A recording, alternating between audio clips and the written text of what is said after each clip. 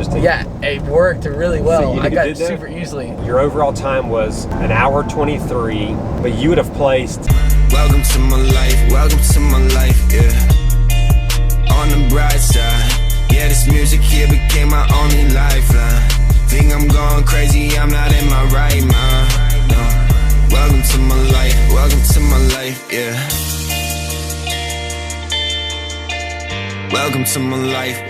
my life, yeah. Hey, and welcome back. This is part 2 of the Jacksonville Spartan Super race. Micah J, my 14-year-old's first adult race. So in this video, it's just commentary. Us on the way home from the race, Micah just going through all the different obstacles that he experienced, what he thought about them, because this was his first race, the pros, the cons, the difficulties, the successes. So enjoy this next part of the video. And guys, leave your comments. If you've run Spartan races, what do you think about the obstacles? What is your nemesis? Do you have an obstacle that you just struggle with? And what is your favorite obstacle? We would love to know. Leave that in the comment section and hit that like button.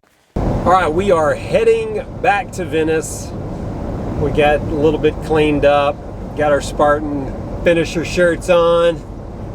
All right, so I'm curious to pick Micah's brain a little bit. We really haven't talked much about it other than the little clip that you saw probably just a minute ago where he was talking about a few obstacles, but I'm curious to know a little bit more, again, because it is his first race in the adult division. So overall, what was your thought? What were you thinking when you were running it? Well, when I got to mile 2, I was thinking because I didn't see mile 1 sign, so I was like, man, this is gonna be a long race because I haven't even gotten to mile 1. That's on mile 2. I was like, oh, never mind, this is gonna be easy peasy because I was holding a good pace. I wasn't tired, and then about a quarter mile later, I had a really bad calf cramp, and so I slowed down significantly for a little bit, and then I sat down. I had to sit down for a little bit, massage it. Oh, you did have to sit down? Yeah, for at least 5 to 10 minutes. Like, just sitting there massaging it. A bunch of people passing me saying, oh, are you okay? Are you okay? Something happened. I was like, yeah, I just cramped. They're like, oh, that sucks. And so I just had to massage it for at least 5 to 10 minutes. Tons of people passing me. And I'm pretty sure Mount Olympus was before mile 3, but I blew right through that, and then at the very end almost All right, slipped. so what grips did you use? Did you use the holes? I rotated between the chain and the hole. Did you? Yeah. I mean, at first, when I first started, like before I put my feet on, I was like feeling the rock climber grip. I was like, no, that's not it. Did not like that one. So, I probably should have done some chain. I was trying to go just those holes, just because I feel so secure because I can stick my fingers in there and just really hold. But I also feel like it's a little bit of a gamble because I have to reach and I got to stick my fingers in the hole. And if I miss, I'm likely to fall, but that's to me is my go-to. That's what I just do.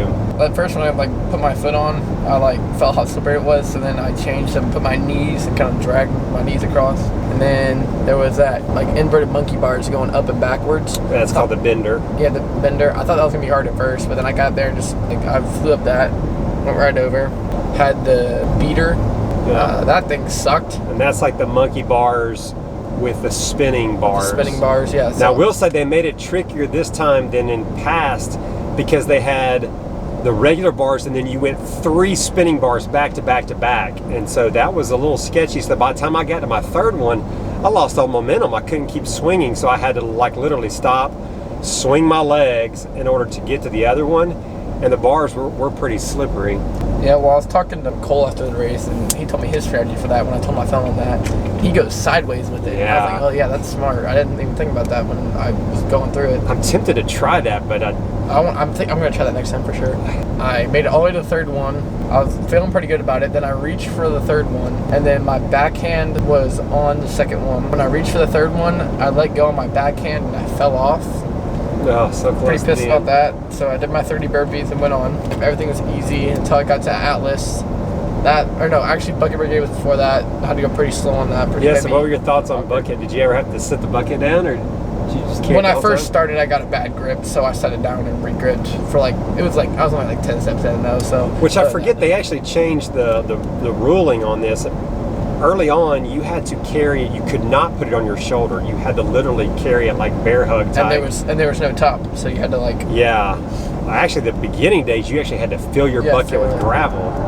And if you spilled too many gravel, you had to restart. But now they have it where it's, I don't know what they have in there. Maybe it's gravel, maybe it's cement. They had a pile of rocks. Okay, well, they have a sealed top, so a lot of people throw it on their shoulder, and honestly, I wish I would have done that, but I had the GoPro, and I was trying to vlog it, and so I could not like transition. I didn't want to set the bucket down. I really had no pockets or anything for the GoPro, so I had to hold it in the hand. So I just kept bear hugging it, threw the vlog camera on top of the bucket after the first couple of seconds of vlogging. So that was kind of tough. But I never want to set the bucket down because I just too much energy wasted. I'd rather just grit through it. So did you put it on your shoulder at some point?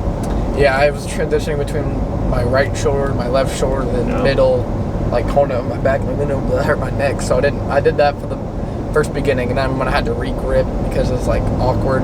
So then I just kept switching between shoulder and shoulder.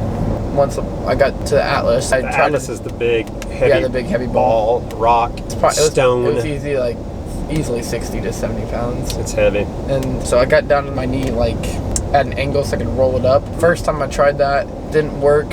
So I let it go back down, and the volunteer told me he did 2 knees.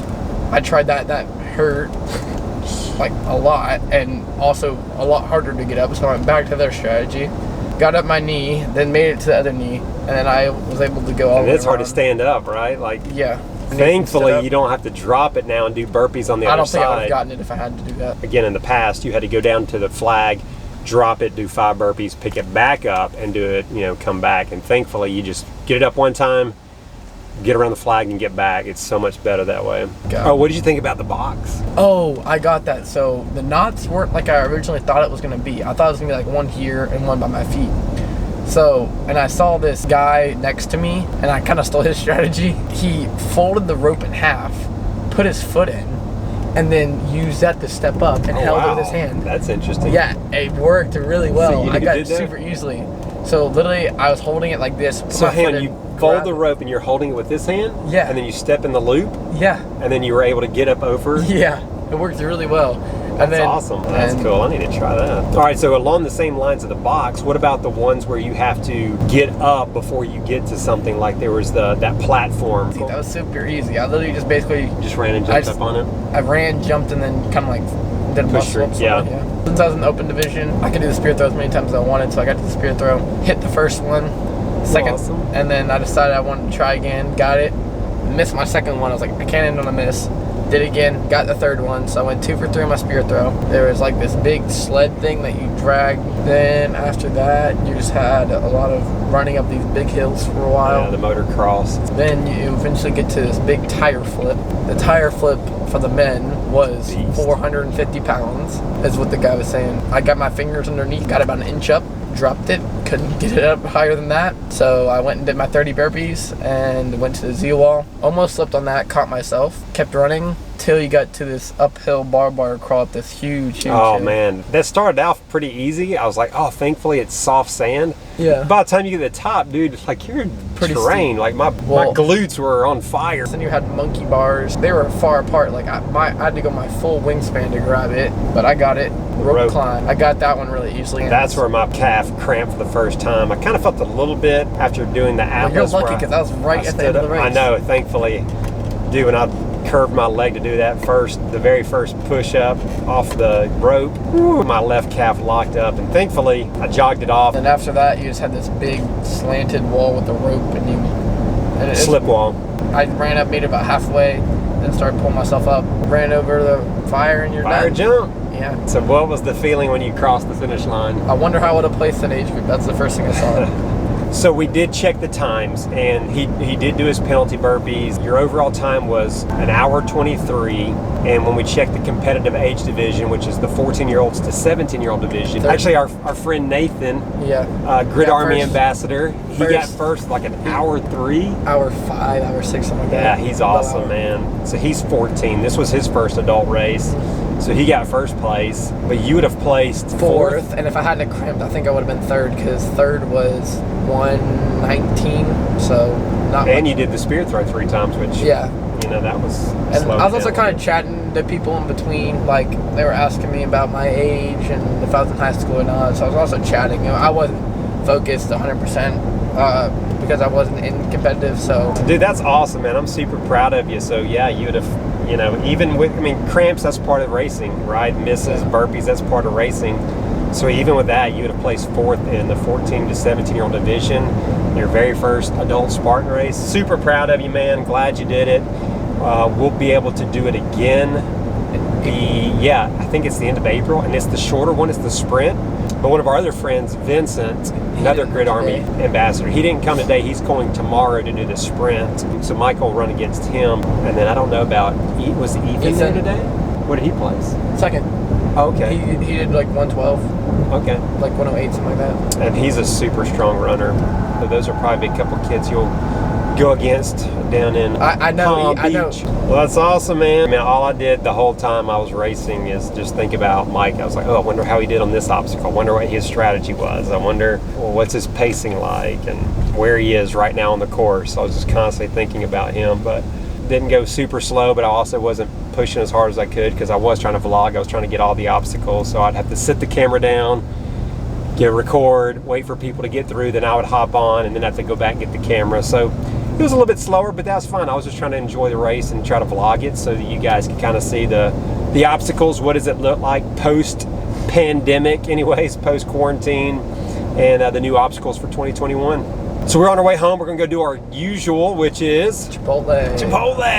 And I think Chick-fil-A dessert. I think we're gonna treat ourselves to a little Chick-fil-A dessert, a little milkshake and brownie, maybe. Burn a lot of calories, so we're gonna splurge a little bit. But guys, we really do appreciate you tuning in, watching. If you get value, find it entertaining, of course, we would love for you to subscribe to our channel. And other than that, see you in the next one. See you in the next one, guys. Bye-bye. Welcome to my life, welcome to my life, yeah. Welcome to my life, welcome to my life.